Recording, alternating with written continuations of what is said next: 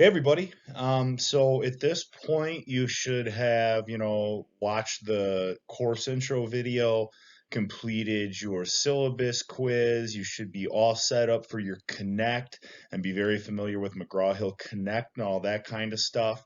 And this week now, what we're going to be doing is actually diving into the materials in your book and actually diving into the content that we'll be covering at COM 1700. So just to give you a little bit of an overview in terms of what to expect for these lectures, I try to keep them pretty short and sweet and to the point. And really more than anything, this is where I want to highlight specific things from your textbook.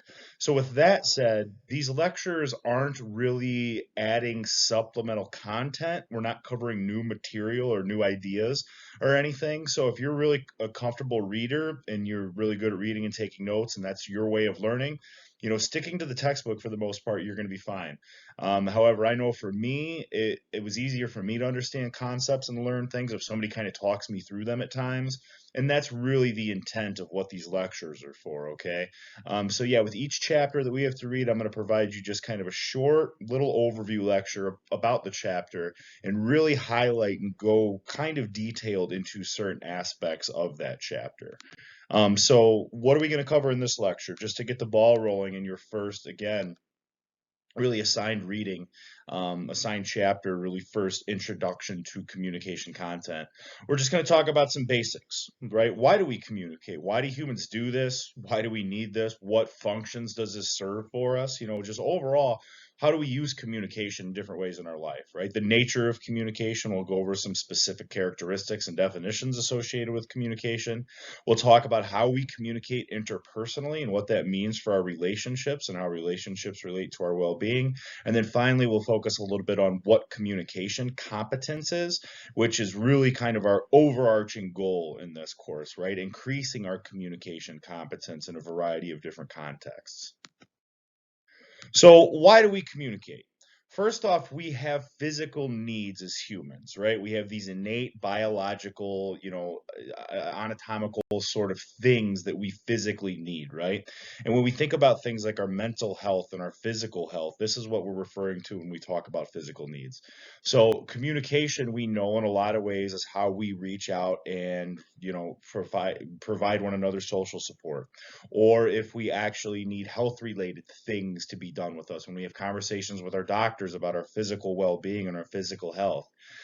Health communication is a massive field, a subset in the field of communication. We look at how information is disseminated, how people interact with their doctor, or how doctors and patients interact with one another, et cetera, et cetera. So there are a lot of ways in which our physical needs are met. And again, this is when we're talking about our overall physical health and our mental health. Communication helps in these ways, in many ways. We also have relational needs. As humans, we need relationships, right? Now, some of us are more or less introverted or extroverted. Some of us have maybe a huge social network of people and connections. Maybe some of us only can, our closest people we can count on one hand, right? But regardless, we need relationships in our life. It's just an innate thing. It's a drive that we have as humans, right? It helps us understand who we are.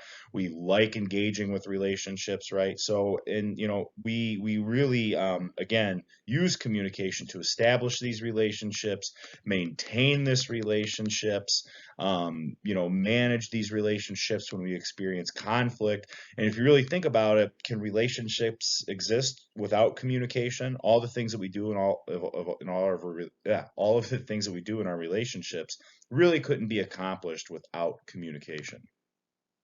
Communication also meets a lot of identity needs for us, and this probably isn't something that we think about initially as it relates to communication. But if you really think about it, how do you know who you are? How do you know the characteristics you have? Right? Like we express and show ourselves through a lot of different ways, right? Not just the words that we say, and we'll learn this as we learn more about communication, but we express ourselves and communicate things about ourselves in a variety of ways, whether it's artifacts and clothing that we wear, how we style our hair, how we kind of, our overall demeanor in our day-to-day lives. And we'll also talk about this concept later on, the looking glass self. A lot of the things that we understand about ourselves are reaffirmed from other people in conversations that we have and when we build relationships with others, right? Growing up, I was always, we're told things growing up like you're gifted in this, or you're really smart, or you're really intellectual, or you're really good at building things, right? And when we hear those things from other people, it helps us firmly establish our own identity and makes us feel confident about, who we are and what we know about ourselves. There's also spiritual needs that are met through communication, and in terms of like our belief systems and our meanings of life, things like that. We have those conversations, and it's through those interactions with other people that we gain a lot of our spirituality throughout life. And finally, we also have instrumental needs, and these are just like our short-term tasks, right? These are just our quote unquote things that we get done. These are our long-term tasks. These are communications that serve our daily needs as far as just our day-to-day lives, right? So when we talk about instrumental needs, what we're referring to there again, oops, what we're referring to there with instrumental needs again is just our day-to-day kind of things that we get done on a daily basis. So now when we're talking about the nature of communication, what we're looking at is just kind of the general characteristics of it. And there's a few different models that help us kind of, if you were to look at any sort of communication situation or an interactive situation, we can kind of use these models and place these models on top of those situations to kind of help explain them or make sense of them, or at least break them down and kind of see the process that's taking place. And those are the action models, the interaction model, and the transaction model. So to go over first, the action model is it's a little outdated, quite frankly, because what this does is it treats communication as a one-way process. It basically says that there is like a particular source, and this source formulates an idea, and then that source encodes the idea in the form of a message. So basically, you're the source, and what this says is, when we think of something first, we encode an idea, and encoding is really exactly what it sounds like. We're organizing our thoughts and creating a code, and we're ultimately going to verbalize or state that code in the form of a message, right? So it says we do this, which this part makes sense, right? And then that message is sent through some sort of communication channel. The channel, you can think of this in terms of just the tool that's being used. So right now, I'm kind of using a couple channels when I'm communicating with you. I'm using my voice first off as a channel, but I'm also using presentation technology to voice over this presentation, and that's also the channel that's being used too. If you send an email, the email is the channel. So when we talk about channels, we're just referring to the tool that is used, right? So again, the action model, it says one person formulates a message in their brain, they send that message through a particular channel, and then the receiver decodes that message, and that's the end of the process, right? And then it all starts over again. So it's a very one-way street. A sends a message to B through a channel, and then that person B that receives that decodes it, breaks that message down, and makes sense of it, and then that's the end of the process. And then communication kind of starts all over when that person, responds, if you will. So there's also noise that impacts the interpretation here. And there's three types of noises that you'll want to be familiar with. There's physical noise. This is about anything in the atmosphere that'll actually penetrate your eardrums. So if you're having a conversation with somebody and you'll hear a horn in the background, that's physical noise. If we're talking about the next kind of noise, which is psychological noise, this refers to anything going on in your brain that's got you distracted.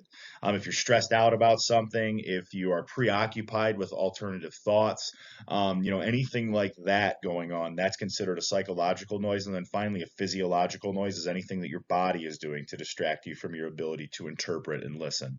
So things like, if you're hungry, if you're tired, if you're like overheated or too cold, things like this is what noise refers to. So again, the action model, one-way street, sent through a channel. They do take into account noise messing with your ability to interpret, however.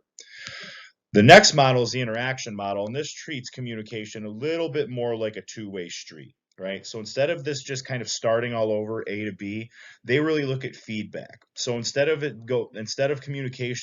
studying and looking communication as this like turn-taking kind of process, the interaction model looks at communication more as an interactive kind of cyclicular process that's never ending, right? And we receive, feedback through verbal and nonverbal, behavior. So they started to focus on it's not just the message that's being said, but it's also how people are using their body, their hand gestures, their eye contact, even the way we use our voice, right? You can be loud and fast, slow and quiet, right? The ways in which we use our voice has a lot to do with what we actually mean when we say things, right?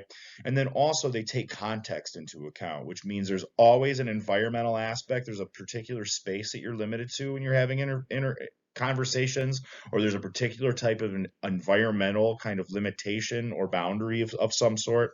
And there's also a relational aspect. The people that you're interacting with, you're going to have different types of relationships with these different people, and therefore that type of relationship is going to influence the communication and the interpretation of the message. If you say I love you to your romantic partner, compared to if you jokingly say that to, like, for instance, a stranger, there's two completely different meanings going on there, and that has a lot to do with, again, the nonverbals and as well as the context. And finally, we arrive at the transaction model, and this treats communication as basically a multi kind of dimensional or multi-way process. So it includes all the elements of the other model, the interaction model that we just covered. Only what this looks at is actually both parties are simultaneous senders and receivers. We're constantly encoding and decoding. Even when we're in conversations with people, we don't take turns just listening or just talking, right? Even as you talk or you communicate to somebody, your brain is still active. Your brain is still processing. Your brain is still organizing things, right? So that's why we are simultaneously senders and receivers, simultaneously encoders and decoders. So even as you're listening, you're formulating your next idea that you're going to say. And even as you're saying that next idea, your brain is still organizing things for you to get ready to respond to the next thing or say the next thing. So that's really the significant change that this model had. And also, it looks at communication in both directions, right? It doesn't just look at it in terms of you're the listener and now you're the talker. Again, it shows that these things are both simultaneous. So a few characteristics that I just want to breeze through when it comes to communication. Communication relies on multiple channels. So when we communicate with each other, especially in the technological age that we live in these days, cell phones, emails, texting, all the forms of social media, face-to-face communication, written text is still a thing. So we use multiple channels when it comes to communication. Communication passes through perceptual filters. We'll talk about this more when we cover perception, but all of us kind of have our own schemata, which means we all kind of have our own database in our brain that's comprised of all of our unique lived experiences and characteristics. And whenever we're interacting with people, we always filter through our schemata when we're listening to messages and taking messages in. And we rely on that schemata to help us organize and make sense of it. People give communication its meaning. We can do whatever we want with words. We can make words mean whatever they want. I could talk about my dog, literally my dog Coda, my Great Pyrenees Aussie Shepherd mix, referring literally to a dog, or I can talk about one of my buddies, like my dog Kyle. Right? We can make words mean whatever they mean depending on how we want to use them. Um, there's literal and relational implications when it comes to words. Again, when we're in relationships, we develop, there's literal words where if we look them up in a dictionary or whatever, they'll be defined as whatever. But then within our relationships, we kind of create our own little nuances and our own little unique kind of terminology, and things along those lines. So again, there's serious relational implications in terms of how we use communication. We send messages whether intentional or unintentional. We cannot not communicate. Kind of a famous phrase from a communication scholar. It's pretty much impossible for us to not be communicating if we're in social settings, even if we're not talking or actively engaging with people. Even in that case, we're communicating that we don't want to actively engage with people, right? It's pretty impossible for us, unless we're completely not paying attention and completely not in touch with that current situation and that current context. It's really, really hard for us to not communicate. As humans, we are constantly communicating with one another, whether or not we mean to or not, because even our nonverbals, our facial expressions, these things that we don't always have full control of, to other people, we might be unintentionally communicating things to them. It also, communication is governed by a bunch of rules, right? And a lot of these are culturally based. Think about greetings, right? If anybody's ever traveled internationally or has like a multicultural background or multi-ethnic background, you might be familiar with the ways in which in the United States we greet one another. It's a lot of like handshaking, eye contact, things like that.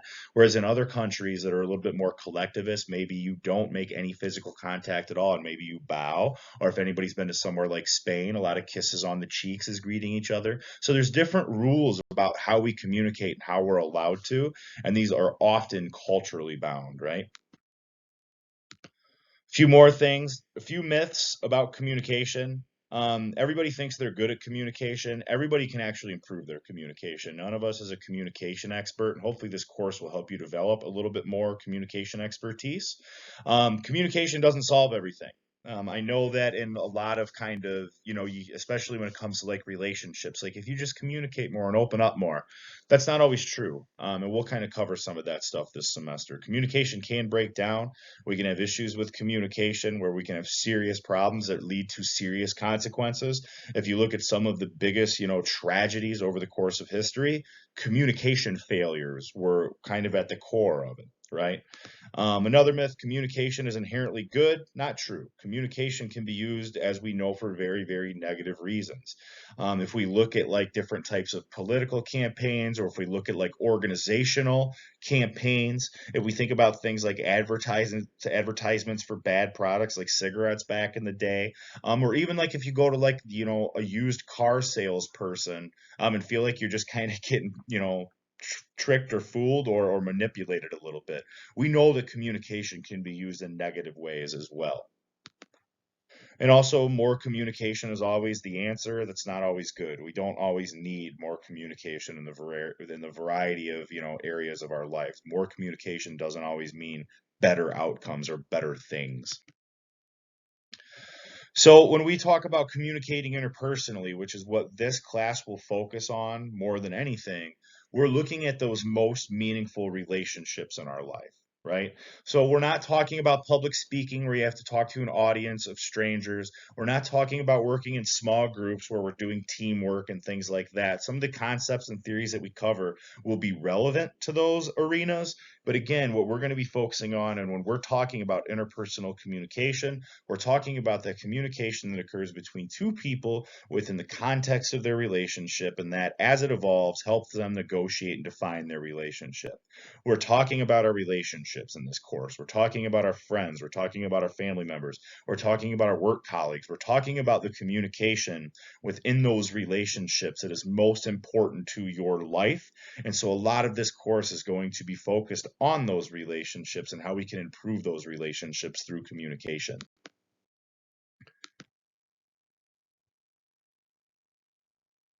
So again, when we talk about communicating interpersonally, interpersonal communication is pervasive, right? We do this every single day. Unless we completely isolate ourselves and we don't spend any time communicating with anybody on the phone, or we don't go out and hang out with anybody, or we don't interact with somebody at work, we really cannot avoid interpersonal communication. It's pretty much embedded within our day-to-day lives. Again, a huge focus on relationships. Interpersonal communication is a massive catalyst in improving our relationships. Again, family, friends, romantic partners. We're going to be focusing on some theories and concepts and ways of improving your competence within your relationships in this course. Again, we touched on this earlier. It can improve your health. For example, when we talk about health communication and we think about our relationships, I've done a lot of research looking at family socialization.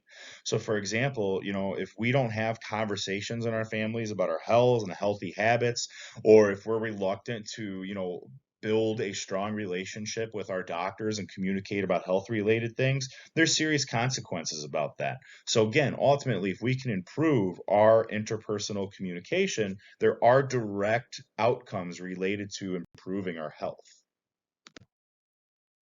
So what is communication competence? What is it that we want to focus on in this class, and kind of what is our overall goal in terms of improving our communication across, context? When we talk about communication competence, we're talking about communicating effectively and appropriately. How can we effectively get something accomplished and appropriately do it without making anybody feel hurt or upset. So again, effectiveness is, did you accomplish your goal? Appropriateness is, did you do so in a way that didn't hurt anybody's feelings or make anybody upset? So if I am reading a paper that one of you submit and I want to offer some feedback on it because there's an area in which I feel you can improve or do better, I could effectively but inappropriately provide that feedback. I could say, this is terrible. This is the worst thing I've ever read. You have to fix this. Oh my gosh, please don't ever turn anything in like that again. I think I've effectively let you know you need to improve, but I did so in a very inappropriate way, right? Whereas I can offer that same type of criticism in a much more, you know, constructive way. Hey, I think this section of this paper is really, really, really great, but in this area, I think you can bolster this part and this part here, and that'll really make your argument come together, right? So when we talk about communication competence, at the core of this course is, how can we communicate in ways that accomplish the goals and achieve the goals that we want to achieve, while doing so in a way that complies with the rules and expectations of any kind of social situation.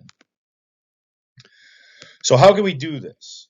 Competent communicators share some of these characteristics, and these are things that you're going to want to kind of focus on throughout this semester. First off, self-monitoring and self-reflection. You have a lot of assignments, discussion posts, things like that ask you to reflect on certain instances where you've had interactions or conflict or whatever, right? The more that we can reflect on and monitor ourselves, the better we're going to become as far as competent communicator goes. Adaptability, our ability to adapt to different situations and be kind of contextually complex and cognitively complex, our ability to kind of change and be aware of certain things and adapt to the people that we're communicating with. That's a huge component of communication competence. Empathy is also a thing. Our ability to understand others' thoughts and feelings without showing judgment initially, or without, being overwhelmed or freaked out to the point where we jump straight to like fear, and that makes us act in ways that we don't want to. Empathy, again, our ability to understand the thoughts and feelings of others while restraining judgment. Huge characteristic of communication competence. Cognitive complexity, our ability to consider a variety of expectations or explanations and understand different kind of outcomes in a variety of situations. How can we look at something in complex ways? Imagine looking at like a crystal, right? Anytime that you look at a crystal, you're going to get a completely different view of that crystal and its many facets, right? Cognitive complexity is about taking a situation or looking at a situation and really analyzing it and breaking it down in a variety of ways and arriving at a variety of possibilities, a variety of outcomes, et cetera, instead of just staying narrow-minded on a topic. And then finally, we are really aware of the importance of ethics when we are competent communicators, right? We try to be ethical. We understand the power that communication has on other people, and so we try to be ethical and fair within our communication. So these are the things that throughout this course you should be focusing on and working on in your day-to-day life.